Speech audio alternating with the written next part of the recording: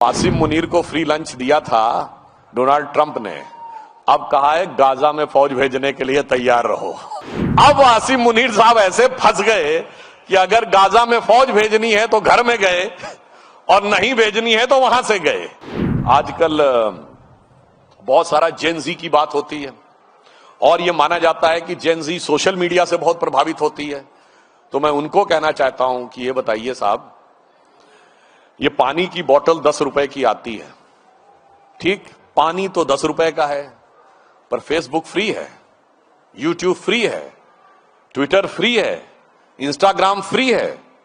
क्यों भाई? सिर्फ इंटरनेट का पैसा देना है, क्यों फ्री दे रहे हैं? और वो भी एक ऐसी संस्कृति के द्वारा जो ये कहती है there can never be a free lunch, if there is a free lunch there has to be poison in it. वो आपको फ्री का लंच क्यों दे रहा है?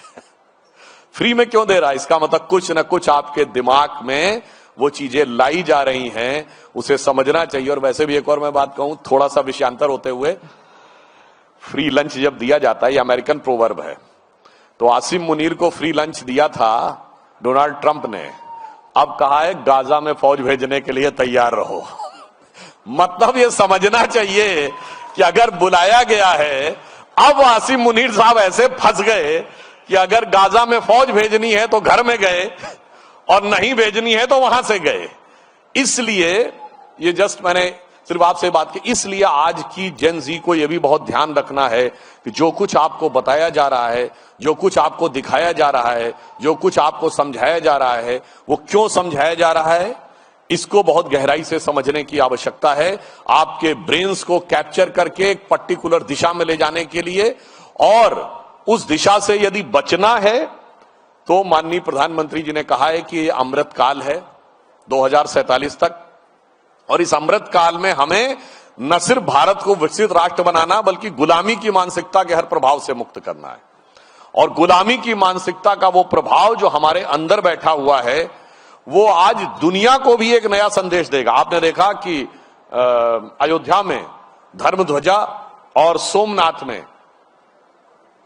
में स्वाभिमान पर्व। अब देखिए, मैं सिर्फ कहूंगा काल चक्र की गति कैसे पलटती है। 1990 में आदरणीय अडवाणी जी सोमनाथ से अयोध्या की यात्रा पे निकले थे, और आज 35 साल के बाद अयोध्या में भव्य राम मंदिर बनके पताका बनाने के बाद प्रधानमंत्री जी सोमनाथ स्वाभिमान पर्व मना रहे हैं। यानी काल चक्र ने पूरी एक गति पूरी कर ली है। किसी को समझ में आए तो ठीक है, मानो तो मैं गंगा मां हूं, ना मानो तो बहता पानी। काल चक्र की गति किस दिशा की तरफ संकेत दे रही है, उसे समझना चाहिए। और अंत में यह भी ध्यान रखिए कि जो कहा था प्रधानमंत्री जी ने कि यही समय है, सही समय है, भारत का अनमोल समय है। हमें एकदम कॉन्फिडेंट रहना है कि भारत का यह वक्त आ गया है, और जेन जी को इससे यह शिक्षा लेनी चाहिए कि जेन जी के युवाओं जागो, पुनः नया युग आया है। जेन जी के युवाओं जागो, पुनः नया युग आया है, और भारत मां की शक्ति जगी है, धर्म ध्वजा लहराया है। और मैं, आदरणीय दत्ता जी यहां बैठे हैं, ये जो यात्रा हुई है 30-35 साल की, भारतीय संस्कृति के प्रति जिस प्रकार का आघात हुआ है, इसके बाद भी इस ज्वाला को, इस ज्योति को जिसने बुझने नहीं दिया, वो उस परंपरा के प्रतीक हैं। सतीश जी भी यहां पर बैठे हुए हैं, राष्ट्रीय स्वयंसेवक संघ से जुड़े बहुत से लोग बैठे हैं। आज वो जानते हैं क्यों नहीं धारा बुझ पाई। जो बचपन में हम संघ का गीत सुनते थे, हम केशव के अनुयायी हैं, हमने तो बढ़ना सीखा है, अंधकार में बंधु भटकते, पंथ बिना व्याकुल दुख सहते, पथ दर्शक दीपक बन तिल तिल हमने तो जलना सीखा है।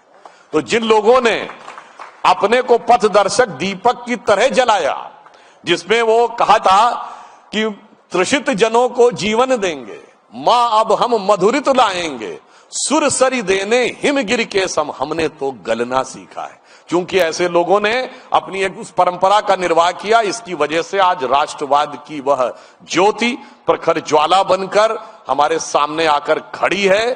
बस हमें क्या करना है?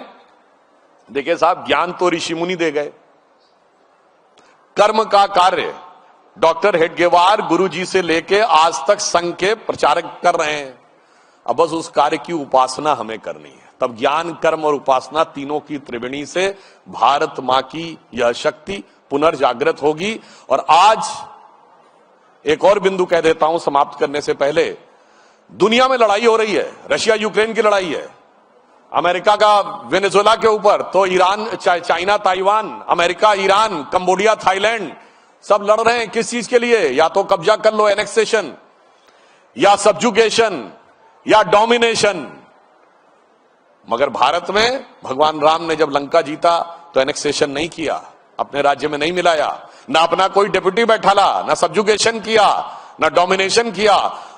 पीसफुल कोएग्जिस्टेंस कैसे हो सकता है वो हमने दिखाया। तो इतिहास के उन बर्बर आक्रमण के समय से लेके इतिहास के उस दौर में हमने जो दिखाया है, अटल जी ने इसको अपनी कविता की पंक्ति में बहुत अच्छे ढंग से कहा था। इसीलिए हम आज जीवित हैं कि दुनिया का इतिहास पूछता रोम कहां, यूनान कहां है, घर घर में शुभ अग्नि जगाता वो उन्नत ईरान कहां है, दीप बुझे पश्चिमी जगत के छाया जब बर्बर अंधियारा, तभी चीर कर तम की छाती चमका हिंदुस्तान हमारा। और शत शत आघातों को सहकर जीवित हिंदुस्तान हमारा, जग के मस्तक पर रोली सा शोभित हिंदुस्तान हमारा। इसलिए आप आश्वस्त रहिए, भारत के राइजिंग का समय आ गया है।